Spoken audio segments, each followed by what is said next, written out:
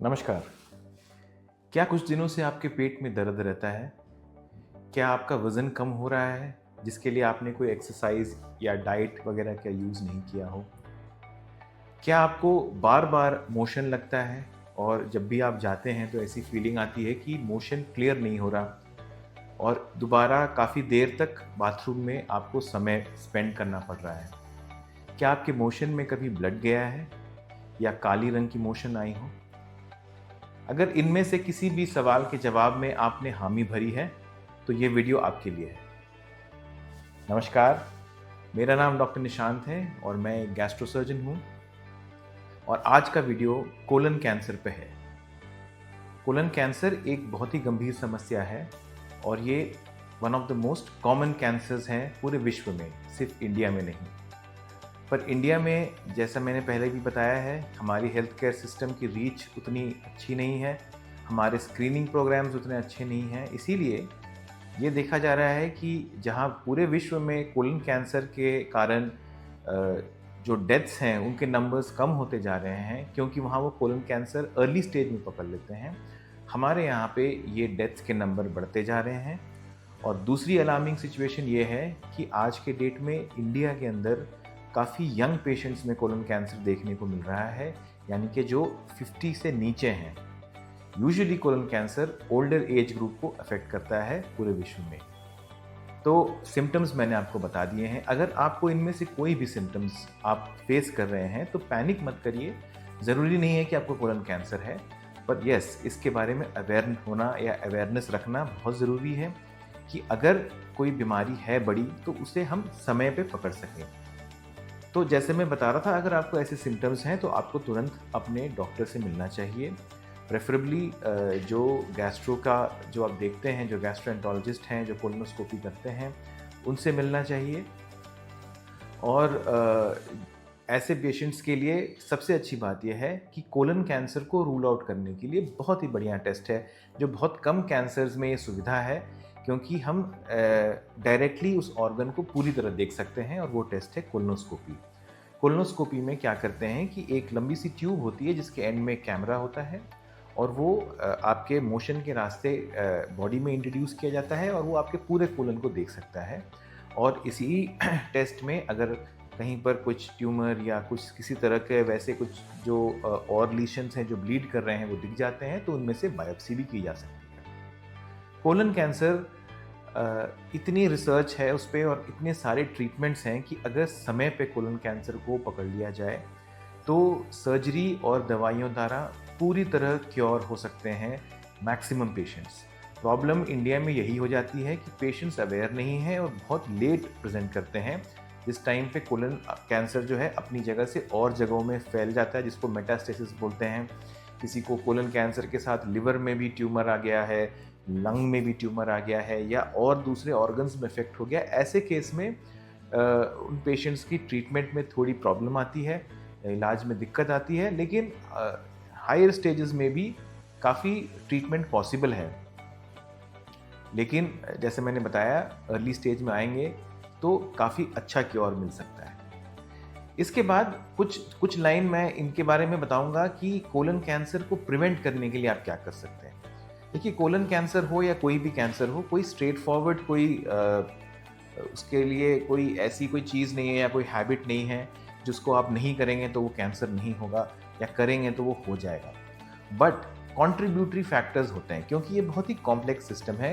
कोई एक चीज़ कोई बीमारी कॉज नहीं करती, बहुत सारी चीज़ें जब इकट्ठा हो जाती हैं किसी पेशेंट के अंदर, तब जाके पेशेंट के बॉडी में वो बीमारी मैनिफेस्ट करती है। क्योंकि जैसे हम जानते हैं कि नेचर ने हमें इतनी शानदार सिस्टम दे रखी है कि वो काफ़ी हद तक अपने लेवल पे बहुत सारी बीमारियों से लड़ सकता है।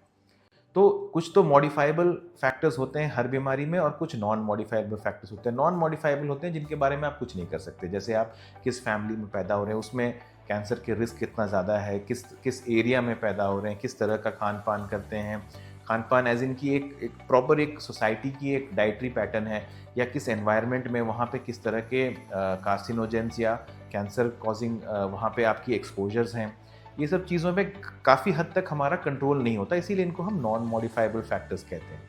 कोलन कैंसर में जो मॉडिफाइबल फैक्टर्स हैं उनमें से एक है सिगरेट स्मोकिंग। सिगरेट स्मोकिंग आप जैसे जानती हैं आपके हेल्थ के लिए बहुत हानिकारक है, बहुत तरह के कैंसर्स कॉज करता है, लंग को तो आपको डैमेज करता ही है, बट और भी बहुत सारी साइड इफ़ेक्ट्स हैं और उसमें से एक है colon cancer formation. Next is obesity. Obesity यानी मोटापा। मोटापा आज के डेट में आप जानते हैं कि ये विश्व भर में एक पैंडेमिक की तरफ फैला हुआ है और जैसे जैसे इस पर ज़्यादा रिसर्च हो रही है, ज़्यादा लोग अफेक्टेड हैं, इसीलिए ज़्यादा रिसर्च हो रही है और ये देखा जा रहा है कि ये जो ओबेसिटी है वो जो नॉर्मली जो हमारी सोच से है कि हार्ट की प्रॉब्लम कॉज करता होगा या घुटनों में या जोड़ों में दर्द कॉज करता होगा, इसके अलावा एक्सेस फैट बॉडी में जब होता है तो वो ट्यूमर्स फॉर्मेशन में भी हेल्प करता है और कोलन कैंसर का ओबेसिटी के साथ या मोटापे के साथ काफ़ी इम्पॉर्टेंट और डायरेक्ट रिलेशनशिप है।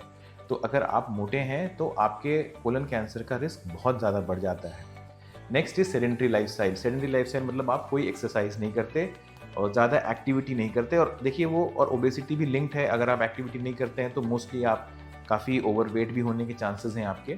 तो सेडेंट्री लाइफस्टाइल से एक्सरसाइज में आने का मतलब ये नहीं है कि आपको जिम जाना है या बहुत हाई इंटेंसिटी में आपको मैराथन दौड़ना है। अगर आप normal day to day life में 30 मिनट्स 40 मिनट्स भी वॉक करते हैं तो वो एक्टिविटी काफ़ी बेनिफिशियल है, जो आपको कोलन कैंसर प्रिवेंशन में भी हेल्प करेगी और बहुत सारे और हेल्थ बेनिफिट्स भी होंगे उसके। इसके अलावा है हमारा जो डाइटरी पैटर्न है या जो हम खाते हैं आज के डेट में, प्रोसेस्ड फूड जो है ये इतना कॉमन हो गया है, हर जगह आपको पैकेज्ड फूड्स मिलते हैं। प्रोसेस्ड फूड मतलब क्या होता है, जिसमें ह्यूमन इंटरवेंशन से जो नेचर से हमें मिला है उसे हमने मॉडिफाई करके आपको प्रेजेंट किया है, जो रिफाइन किया है, यानी कि जो रिफाइंड फूड हो गया है, जो पैकेज में आते हैं, जो मिक्सचर्स, भुजिया, बिस्किट्स, इसके अलावा जो हम फास्ट फूड खाते हैं, इस तरह की बहुत सारी चीज़ें हैं और ये बहुत कॉमन हो गई हैं इंडिया में। एक टाइम पे बहुत कम अवेलेबिलिटी थी, जैसे जैसे हमारा देश प्रोग्रेस कर रहा है, ये आप इसको पॉजिटिव इफेक्ट माने या साइड इफेक्ट माने, बहुत सारी मल्टीनेशनल्स इंडिया में आ रहे हैं और हमारी डाइटरी पैटर्न धीरे धीरे चेंज हो रही है, स्पेशली यंगर जनरेशन का। तो ये जो हैं प्रोसेस्ड फूड्स, इनका भी कोलन कैंसर पे और कोलन हेल्थ पे, गट हेल्थ पे पूरा ही काफ़ी ही नेगेटिव साइड इफ़ेक्ट है। इसके बाद है रेड मीट। रेड मीट का increased amount of red meat का सेवन। रेड मीट यानी कि जो मटन वगैरह या बिग एनिमल से जो आता है, रेड मीट भी काफ़ी स्टडीज़ दिखाती हैं कि अगर आप बहुत एक्सेस क्वांटिटी में खाते हैं या आपका मेजर डाइट वही है तो वो रेड मीट अपने आप में कैंसर रिस्क आपका बढ़ा सकता है। तो ये हो गया एक शॉर्ट वीडियो कोलन कैंसर के बारे में अवेयरनेस जगाने के लिए। मैसेज यही है कि colon cancer, even though colon cancer preventable ना हो, बट बहुत इजीली डिटेक्टेबल है और उससे भी अच्छा उसके क्योर रेट्स बहुत हाई हैं। अगर आप जल्दी बीमारी को पकड़ते हैं और जल्दी इलाज की तरफ जाते हैं तो आपके नॉर्मल लाइफ स्पैन में या नॉर्मल लाइफ जीने की आपके चांसेस बहुत ज़्यादा बढ़ जाते हैं। इसीलिए आई होप कि ये वीडियो आपको बहुत फ़ायदेमंद रहेगा। आपके साथ जो भी और भी लोग हैं उनके भी तरफ शेयर करिए, क्योंकि ऐसे इन्फॉर्मेटिव वीडियोस आपको हेल्थ की तरफ जागरूक करते हैं और एक बेटर लाइफ लीड करने में हेल्प करते हैं। उम्मीद करता हूँ कि आपको ये वीडियो अच्छा लगा। अगर अच्छा लगा है तो प्लीज़ सब्सक्राइब करें चैनल को, लाइक करें और ऐसे ही और इन्फॉर्मेटिव वीडियोस के साथ मैं फिर मिलूँगा आपके साथ। थैंक यू, नमस्कार।